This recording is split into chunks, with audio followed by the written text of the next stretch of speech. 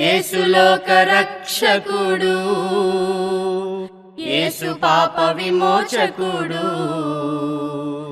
యేసు లోక రక్షకుడు, యేసు పాప విమోచకుడు. ఎంత ఘోర పాపినైనను ఎంచక మరి క్షమించును.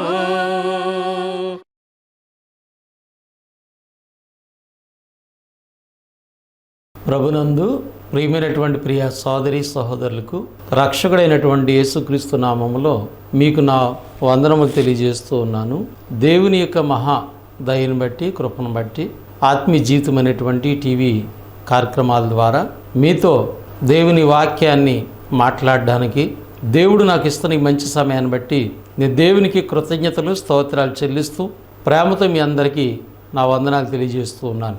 ఈ ప్రత్యేకమైన సమయంలో ఆత్మీయ జీవితం అనేటువంటి టీవీ కార్యక్రమాల ద్వారా మనం కొన్ని సంగతులు నేర్చుకోవడానికి దేవుడు కృప చూపుతున్నారు. ఈ ప్రత్యేకమైన సమయంలో దేవుని యొక్క వాక్యం నుండి కొన్ని విషయాలు మనము ఆలోచన చేద్దాం. ప్రభునందు ప్రియమైనటువంటి వారులారా, యేసుక్రీస్తు వారు ఆదిలో ఆయన దేవుని వాక్యంగా ఉన్నారు. వాక్యమైనటువంటి ఆయనకి దేవుడు కన్యకైన మరియా గర్భములో శరీరాన్ని అమర్చి లోకాన్ని పంపించారు. అందుకని యోహాను సువార్తలో మనం చూస్తాము, ఆది యందు వాక్యముండును, వాక్యము దేవుని యొద్ద ఉండును, వాక్యము దేవుడైండునని. ఆ వాక్యమే శరీరధారే కృపాసత్య సంపూర్ణుడిగా మన మధ్య నివసించుననే మాట చూస్తాం. ఆదిలో ఏ వాక్యం ఉన్నదో దేవుని యొద్ద, ఆ వాక్యము శరీరాన్ని ధరించుకుని ఈ లోకానికి వచ్చింది, మన మధ్య నివసించాడు వాక్యమైనటువంటి ఆ దేవుడు అనే విషయాన్ని యోహాను గారు మనకి జ్ఞాపకం చేస్తారు. ఆ జీవించినటువంటి యేసు ప్రభువారు భూమి మీద పరలోక రాజ్యమును గూర్చినటువంటి సంగతులు ప్రకటించారు. సర్వమానవాళ యొక్క పాప విమోచన కొరకు ప్రభు కలవరి సిలువకి అప్పగించబడి అనేకమైన శ్రమలు పొంది ఆయన చనిపోయి మరలా సమాధి చేయబడి తిరిగి 3వ దినమున ఆయన లేచాడు. లేచినటువంటి ఆ పునరుత్థానమును, ఆయన యొక్క మరణ సమాధి పునరుత్థాన సంబంధమైనటువంటి సువార్తను ప్రకటించబడింది. సువార్తను నమ్మి విశ్వసించినటువంటి వారు మొట్టమొదటిగా 3,000 మంది సంఘముగా ఏర్పాటయ్యారు. కనుక అపోస్తులు ప్లస్ 3,000 మంది ప్రథమముగా భూమి మీద క్రీస్తు తన రక్తం ఇచ్చి సంపాదించినటువంటి సంఘముగా ఏర్పాటయ్యారు. అయితే దేవుడు సంఘమును ఏర్పాటు చేయటంలో ఉద్దేశము, సంఘము చేయవలసినటువంటి పని, భూమి మీద సంఘము దేని కొరకు, సంఘముగా కూడుకుని చేయవలసినటువంటి కార్యక్రమాలు ఏంటి మనం ఆలోచన చేయాలి. ఈనాడు సంఘముగా కూడుకుంటూ దేవుని యొక్క ఉద్దేశాన్ని అనేక మంది మర్చిపోతూ ఉన్నారు. సంఘముగా కూడుతూ ఉన్నారు, కానీ సంఘము దేని కొరకు, ఏ ఉద్దేశము కొరకు దేవుడు ఏర్పాటు చేశాడు? పాపినైనటువంటి ఒక పాపిని పరిశుద్ధునిగా చేసి సంఘముగా దేవుడు చేయటంలో సంఘము ఎలాంటి పని కలిగి ఉన్నది? సంఘములో ప్రారంభంలో అయితే అపోస్తులు ఉన్నారు, ప్రవక్తలు ఉన్నారు, ఉపదేశకులు ఉన్నారు, సంఘ పెద్దలు ఉన్నారు, విశ్వాసులు ఉన్నారు. కానీ ఈనాడు సంఘాల్లో ప్రాముఖ్యంగా సేవకులు కనపడతారు, రెండవదిగా విశ్వాసులు కనపడతారు. కొన్ని సంఘాలు కనుక ఆత్మీయంగా అభివృద్ధి చెందితే సంఘ పెద్దలను తయారు చేస్తారు. అలాగే సువార్థికులు ఉంటారు, బయటకు వెళ్ళి సువార్త చేయడానికి. ఇంతగా ఈ 4 భాగాలుగానే మనం నేటి దినాల్లో చూడగలుగుతున్నాం. ప్రాముఖ్యంగా ఎక్కువగా దైవజనులు ప్లస్ విశ్వాసులే ఉంటారు సంఘంలో. విశ్వాసులుగా సంఘము కొరకు వాళ్ళు చేయవలసిన పని ఏంటో వాళ్ళకి బోధించబడింది. సేవకులుగా లేదా ఉపదేశకులుగా లేదా బోధించేవారుగా వాళ్ళు చేయవలసిన పని ఏంటో వాళ్ళకి బోధించబడింది. సంఘము అంటే ఈనాడు మానవుడు తన ఆలోచన ప్రకారంగా నడిపించుకోవడానికి, మానవుడు తనకు ఉద్దేశాల ప్రకారంగా నడిపించుకోవడానికి ఆలోచన కలిగి ఉన్నారు. సంఘానికి శిరస్సుగా క్రీస్తు నియమించబడ్డాడు. సంఘము ఆయన శరీరం అని చెప్పబడింది.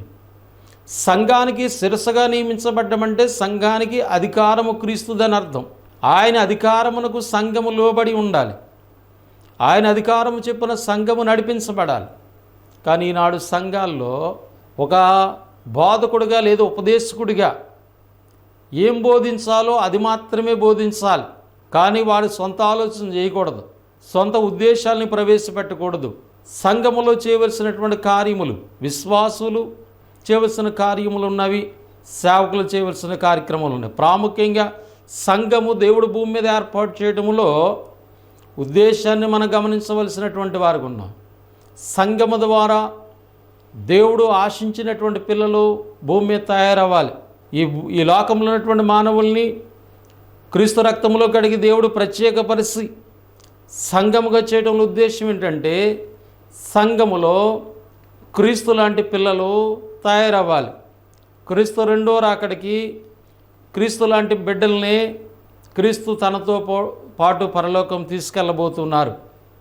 కనుక ఈనాడు సంఘాలు కూడుకుంటే మనుషుల యొక్క ఉద్దేశాల ప్రకారంగా, మనుషుల యొక్క ఆలోచన ప్రకారంగా నడిపించబడుతూ ఉన్నాయి. అంటే మనుషులకి ఏది ఇష్టమో అది బోధించబడుతుంది, వాళ్ళకి ఏది ఇష్టమో అది చేయబడుతుంది.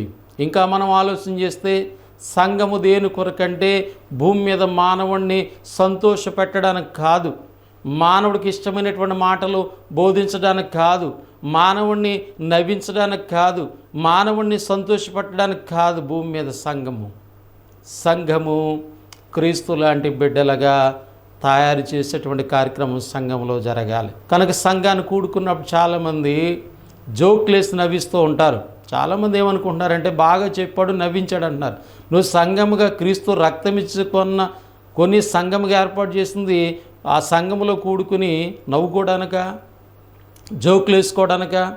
బైబిల్ చెప్తుంది సంఘము ఇతరుల్ని నవ్వించడానికి కాదు, లేదా సంతోషపరచడానికి కాదు, వాళ్ళని మరి నవ్వించేటువంటి కార్యక్రమాలు సంఘంలో జరగడానికి కాదు. సంఘం అనేటువంటిది దేవుని వాక్యానికి విధేయులై దేవునికి భయపెడుతూ వాళ్ళు సంఘంలో ఎలా ఉండాలో తెలుసా? బైబిల్ చెప్తోంది. కొరింథీ సంఘంతో పౌలు మాట్లాడుతూ ఒక విషయాన్ని జ్ఞాపకం చేశాడు. ఆయన ఎంత భయంతో ఉన్నాడనేటువంటిది మరి గ్రంథములో దేవుడు వ్రాయించాడు.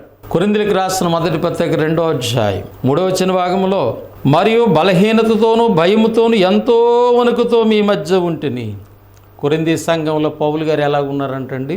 మరియు బలహీనతతోనూ భయముతోనూ ఎంతో వణుకుతో మీ మధ్య, సంఘం మధ్య భయము వణుకుతో ఉన్నాడు. సంఘం అంటే ఎవరు? సంఘం అంటే కూర్చున్న విశ్వాసులు కాదు. సంఘం ఆయన శరీరము, సంఘానికి శిరస్సు ఆయన. కనుక సంఘం అంటే ఎవరున్నారని అక్కడ అర్థము? క్రీస్తు ప్రభు ఉన్నాడని అర్థం. సంఘము దేవుని ఆలయం కనుక తండ్రి అయిన దేవుడు ఉన్నాడని అర్థం. వాక్యము బోధించబడుతుందంటే వాక్యం పరిశుద్ధాత్మ సహకారం. వాడు సంఘములో తండ్రి కుమార పరిశుద్ధాత్మ ఉన్నట్టుగా మనం భావించాలి. అది లేఖనాలు చెప్తూ ఉన్నాయి. కనుక వారి మధ్య ఈయన ఎలాగున్నాడు అంటున్నాడంటే భయముతోనూ వణుకుతోనూ. మరి సంఘం ఎదుటే భయముతో వణుకుతున్నప్పుడు సంఘములో నువ్వు జోకులేటువంటి, సంఘములో నువ్వు నవ్వించటం ఏంటి, సంఘములో నువ్వు పెట్టకథలు చెప్పడం ఏంటి? ఆలోచన చేయండి ప్రభునందు ప్రియులరా. నువ్వు ఎవరు ఎదుట బోధిస్తున్నావు, ఎందుకు బోధిస్తున్నావు? కొరింథీలకు రాసిన 2వ పత్రిక 2వ అధ్యాయం 17వ వచన భాగం, కావునిట్టి సంగతులకు చాలిన వాడెవడు? మేము దేవుని వాక్యమును కలిపి చెరిపెడు అనేకుల వలె ఉండక నిష్కాపట్యము గలవారమును దేవుని వలన నియమింపబడిన వారమైండి క్రీస్తునందు దేవుని ఎదుట బోధిస్తున్నావు. ఎక్కడ బోధిస్తున్నావు? క్రీస్తునందు అనగా ఆయన సంఘములో దేవుని ఎదుట. ఎవరున్నారు? దేవుడు ఉన్నాడు అక్కడ, ఆయన ఎదుట బోధిస్తున్నావు. కాబట్టి నీ ఎదుట దేవుడు ఉన్నాడని, క్రీస్తునందు ఉన్నావని, ఆయన శరీరం అనే సంఘంలో ఉన్నావని భయం ఉంది. ఈనాడు సేవకులకి ఇష్టానుసారంగా మాట్లాడుతూ ఉన్నారు. వారి సొంత ఆలోచనలు, సొంత ఉద్దేశాలని ప్రజలను ఏదో నవ్వించాలని చూస్తూ ఉన్నారు.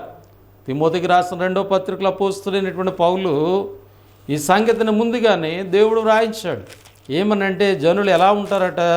ఎందుకనగా తిమోతి 2వ పత్రిక 4వ అధ్యాయం 3-4 వచనాలు, ఎందుకనగా జనులు హితబోధను సహింపక దురద చెవులు గలవారై తమ స్వకీయ దురాశలకు అనుకూలమైన బోధకులను తమ కొరకు పోగు చేసుకుని సత్యమునకు చెవునీయక కల్పనా కథల వైపు తిరుగు కాలం వచ్చును. ఏం చేస్తారంటండి? అనుకూలమైన బాధలు. పలానా ఆయన అయితే మాకు బాగా జోకులు వేస్తాడండి అంటున్నారు. ఏం చేస్తాడంటే ఆయన జోకులు వేసి నవ్విస్తాడా? సంఘము నువ్వు నవ్వుకోటాక?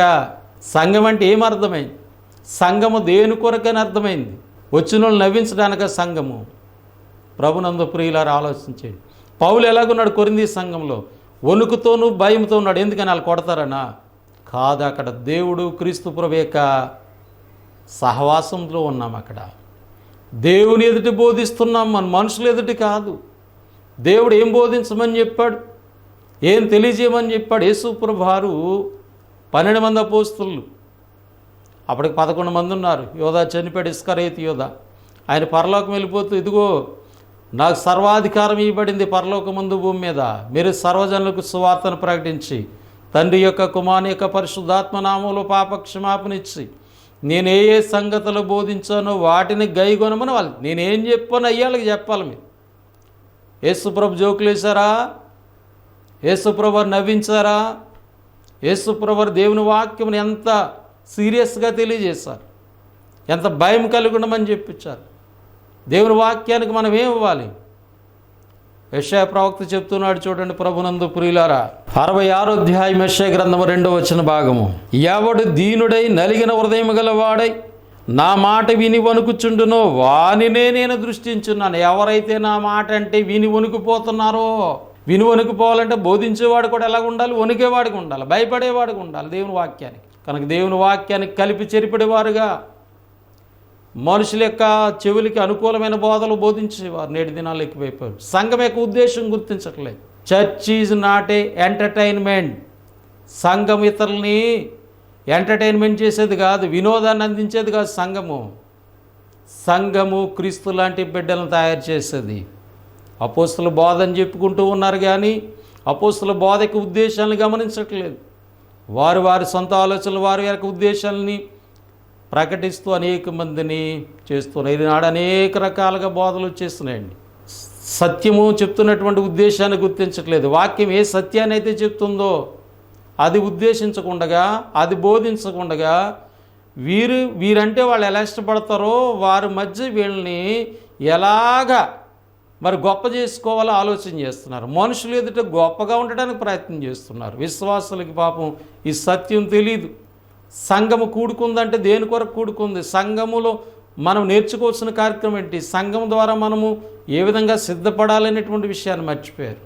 కానీ అపోస్తుల యొక్క ఉద్దేశాన్ని, అపోస్తుల ద్వారా దేవుడు తెలియజేసినటువంటి బోధన మనము జాగ్రత్తగా గమనించవలసినటువంటి వారు ఉన్నాం. మరి అపోస్తులైన పౌలు, నేను క్రీస్తును పోలి నడుచుకున్నాను గనక మీరు నన్ను పోలి నడుచుకోండి అని సంఘానికి తెలియజేశాడు.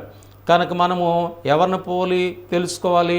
క్రీస్తును పోలి పౌలు గారు నడుచుకున్నారు కాబట్టి సంఘాలకి బోధిస్తున్నటువంటి అపోస్తులు మనం ఆలోచన చేయాలి. మరి అపోస్తుల యొక్క ఉద్దేశము, వారి యొక్క ప్రయాస ఏమై ఉన్నదో మనం గమనించాలి. ఈ ప్రత్యేకమైన సమయంలో సంఘములో బోధకుడు లేదా సేవకుని యొక్క బోధించే వాళ్ళ యొక్క ఉద్దేశం ఏమై ఉండాలనేటువంటిది అపోస్తుడైనటువంటి పౌలు యొక్క జీవితం మనకు నేర్పిస్తూ ఉంది. కొలసీ పత్రిక 1వ అధ్యాయము 28వ వచన భాగాన్ని మనం గమనించినట్లయితే, ప్రతి మనిషిని క్రీస్తునందు సంపూర్ణునిగా చేసి, ప్రతి మనుషుని క్రీస్తునందు సంపూర్ణునిగా చేసి ఆయన ఎదుట నిలవబెట్టవలనని సమస్త విధములైన జ్ఞానముతోనూ మేము ప్రతి మనుషునికి బుద్ధి చెప్పుచు, ప్రతి మనుషునికి బోధించుచు ఆయనను ప్రకటిస్తున్నాం. యేసు ప్రభునే మేము ప్రకటిస్తున్నాం. కానీ ఉద్దేశం ఏంటి ఇక్కడ? ప్రతి మనుషుని క్రీస్తునందు సంపూర్ణంగా చేయాలి. క్రీస్తు భూమి మీదకి వచ్చినప్పుడు కూడా ఆ వాక్యమే కృపా సత్య సంపూర్ణుడిగా మన మధ్య నివసించాడు. భూమి మీద మానవుడికి ఉన్నప్పుడు కూడా ఆయనలో సంపూర్ణత ఉన్నది, పరిపూర్ణత కలిగిన వాడికి ఉన్నాడు. నన్ను చూస్తే నా తండ్రిని చూసినట్టు అని చెప్పాడు ఆయన. మరి నిన్ను చూస్తే క్రీస్తుని చూసినట్టుగా నువ్వు లోకానికి కనపడుతున్నావా?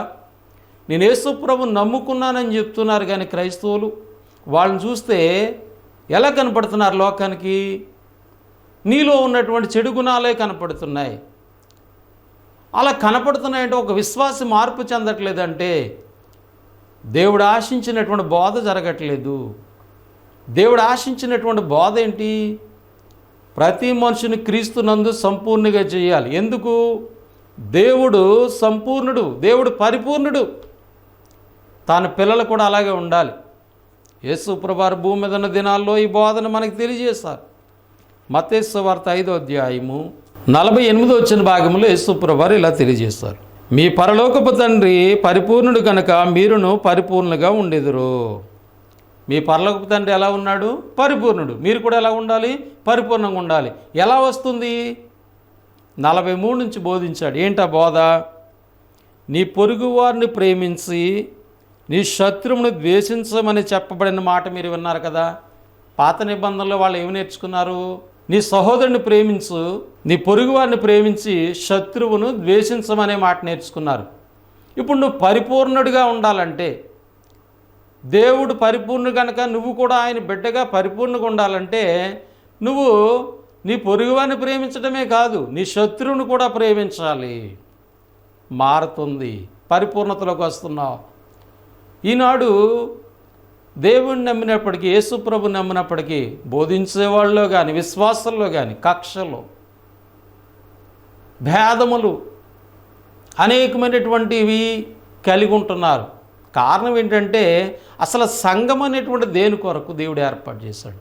సంఘం ద్వారా ఏమి జరగాలని దేవుడు ఆలోచించాడు. అది మానేసి సంఘముగా కూడుకుంటే నీ సొంత ఆలోచనలు, నీ సొంత ఉద్దేశాలు వాళ్ళకి తెలియజేసి వారిని ఏదో నువ్వు నవ్వించి ఆనందం చేసి పంపించేస్తుంటే వాళ్ళు ఎలా మారుతారు? బయటికి వెళ్తే మళ్ళీ వాళ్ళు ఎలాంటి స్థితిలో నుంచి వచ్చారో అలాగే మారిపోతారు.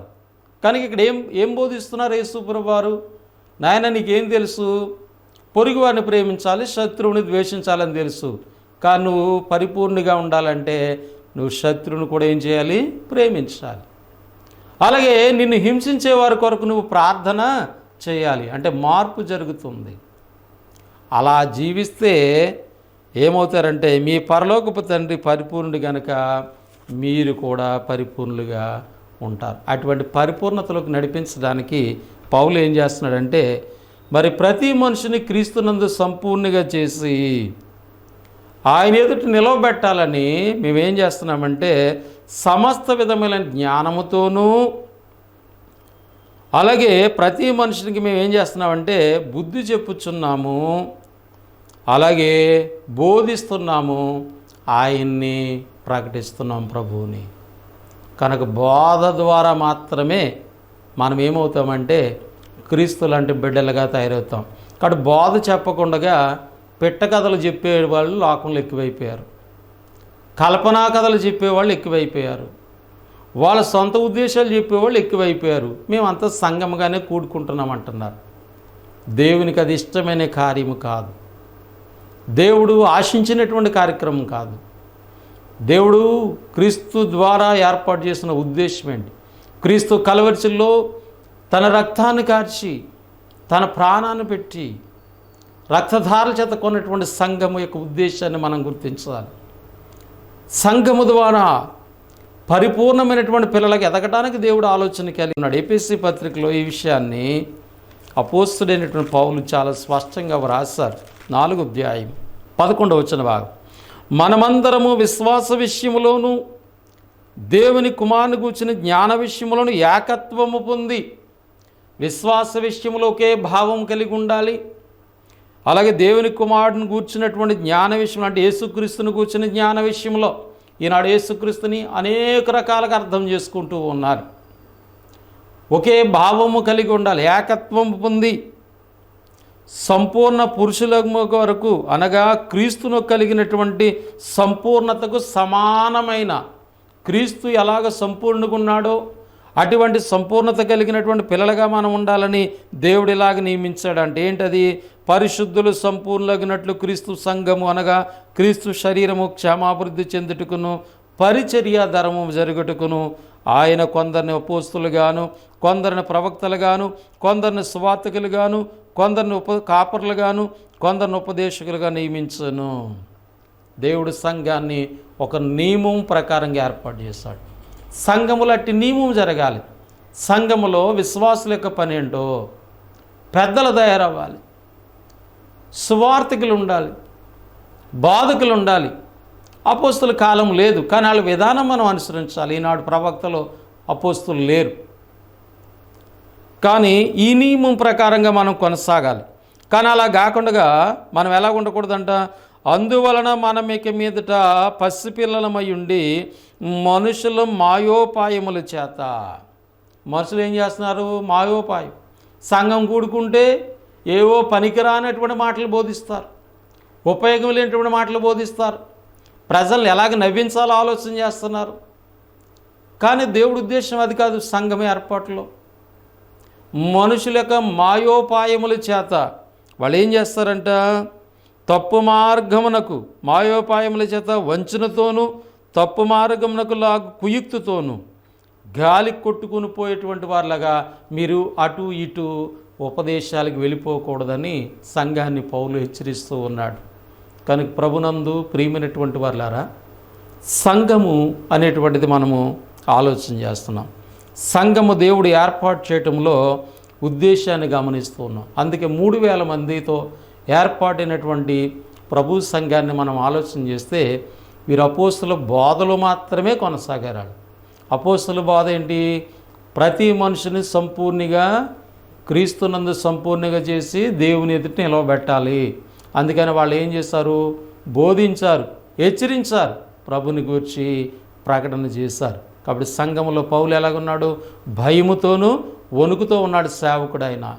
కానీ ఈనాడు సేవకులు ఎలాగుంటున్నారు? సంఘం ఎదుట భయము, భక్తి, వణుకు ఉందా? లేదు.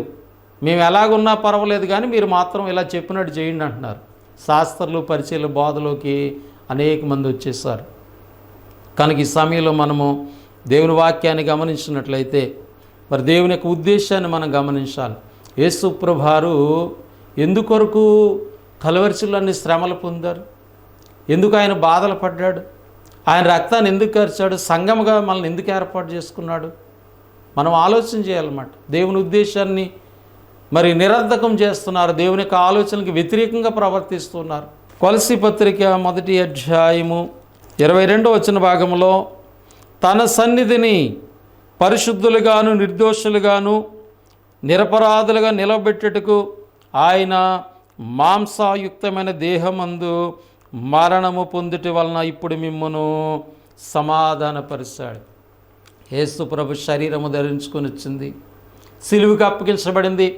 ఆయన శ్రమలు పొందింది దేని కొరకంటే తన సన్నిధిని అనగా సంఘములో మీరు పరిశుద్ధులుగా నిర్దోషులుగా నిరపరాధులుగా క్రీస్తు లాంటి బిడ్డలుగా ఉండాలని, అలాంటి బిడ్డలుగా మీరు తయారవ్వాలని, ఒక దినాన ప్రభు ఎదుట యేసుక్రీస్తు ద్వారా తండ్రి అయిన దేవుని ఎదుట మనం నిలవబడాలని, పరలోకంలో తనతో పాటుగా మళ్ళించాలని క్రీస్తు మాంసాయుక్తమైనటువంటి దేహమందు ఆయన మరణమును అనుభవించారు. కాబట్టి ఆయన మరణం దేని కొరకంటే నువ్వు క్రీస్తు లాంటి బిడ్డగా తయారవుతావని. అంతేగాని సంఘముగా కూడుకుని నీ సొంత ఆలోచనలు, నీ సొంత ఉద్దేశాలు సేవకులు ప్రకటిస్తారని కాదు.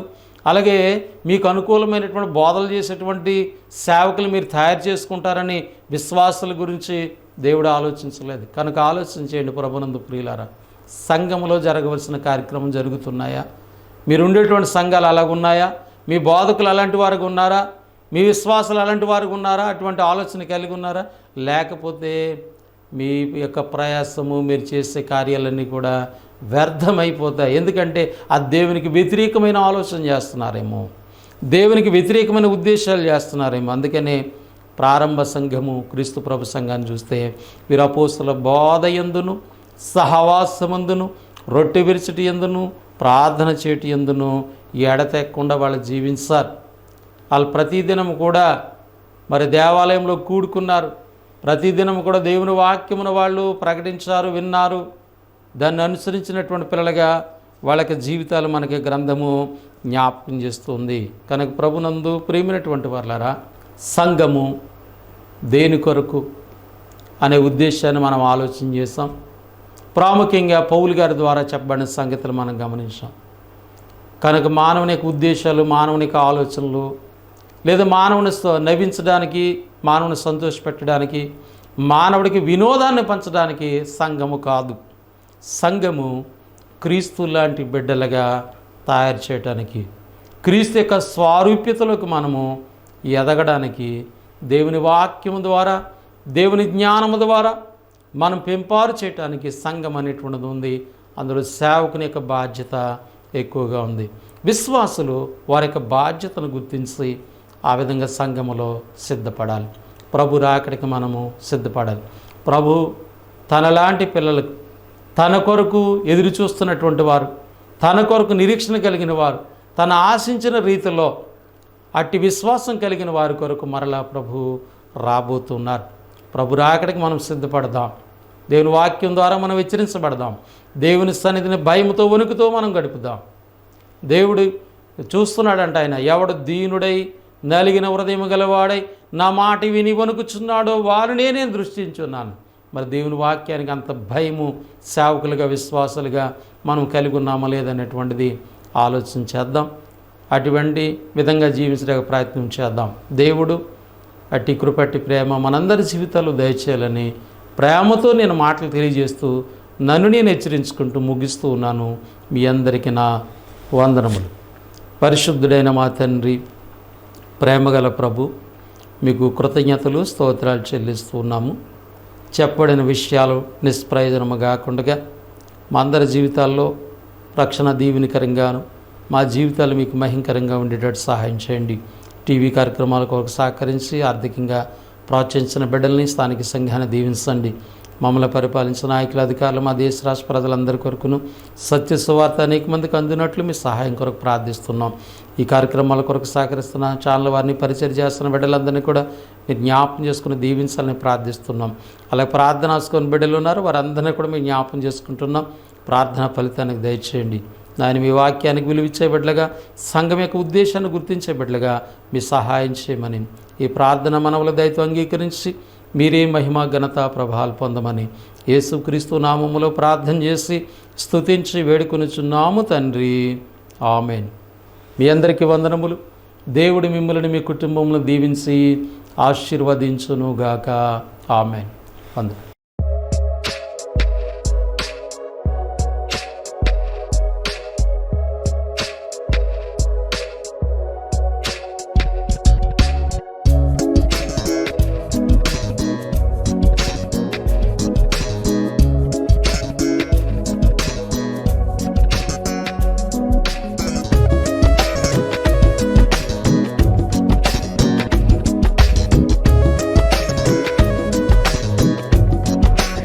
కరుణ చూపుమా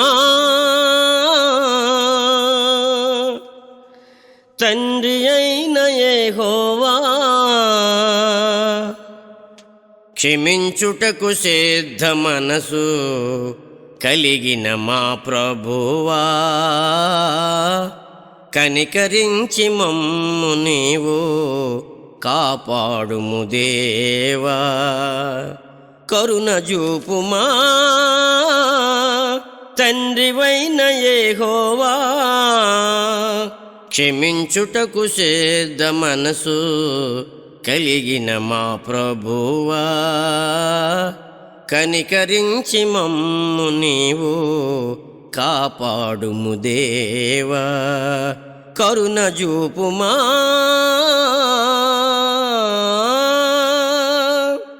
నీవు కోరిన బ్రతుకులు మేము చూపలేకున్నామేమో, నీ చిత్తమును సంపూర్ణముగా జరిగింపకున్నామేమో. నీవు కోరిన బ్రతుకులు మేము చూపలేకున్నామేమో, నీ చిత్తమును సంపూర్ణముగా జరిగింపకున్నామేమో. నీకాయాసకరమైన మార్గము మాయందున్నదేమో, నీకాయాసకరమైన మార్గము మాయందున్నదేమో. మమ్ము పరీక్షించువాడా, సర్వము నిరిగిన దేవా, మమ్ము పరీక్షించువాడా, సర్వము నిరిగిన దేవా. కరుణ చూపుమా తండ్రివైన యెహోవా, క్షమించుటకు సిద్ధ మనసు కలిగిన మా ప్రభువా, కనికరించి మమ్ము నీవు కాపాడుము దేవా. కరుణ చూపుమా.